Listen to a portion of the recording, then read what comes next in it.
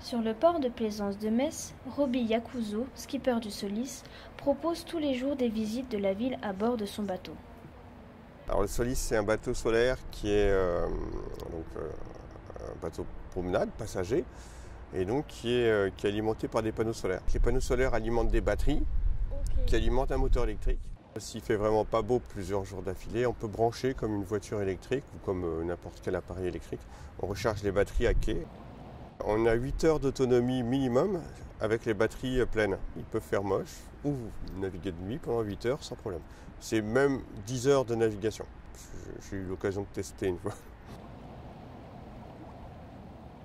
Metz, c'est le berceau de l'écologie urbaine avec Jean-Marie Pelt. Donc c'est la nature, l'environnement et le tout dans la ville. Donc il était pour moi normal d'avoir un bateau qui corresponde aux engagements faits dans les années 70. Oui, une chose encore, aucun entretien. Il n'y a rien à faire.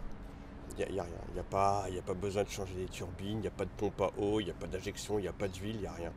C'est-à-dire qu'on a un bateau solaire, il y a des panneaux, des batteries, un transformateur, c'est tout. Tout au long de l'année, Roby accueille petits et grands pour des visites sur la Moselle. Alors il y a des petites promenades touristiques d'une heure, que j'appelle nature et patrimoine. Donc on va vers la nature, c'est vers le Mont Saint-Quentin, donc vers Longeville, Ban-Saint-Martin.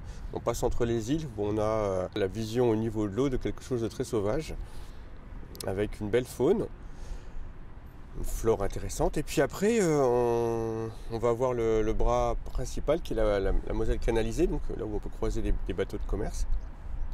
On a un aperçu des côtes de Moselle avec le Mont Saint-Quentin. Puis après on revient et on va vers la vieille ville, où là on aura le côté patrimoine et on passera sous les ponts et les vieux ponts de Metz. Et puis on aura un aperçu en voyant quelques bâtiments historiques. Cet été encore, Allemands, Américains, Canadiens ou encore Australiens se sont frayés un chemin pour découvrir Metz sur l'eau.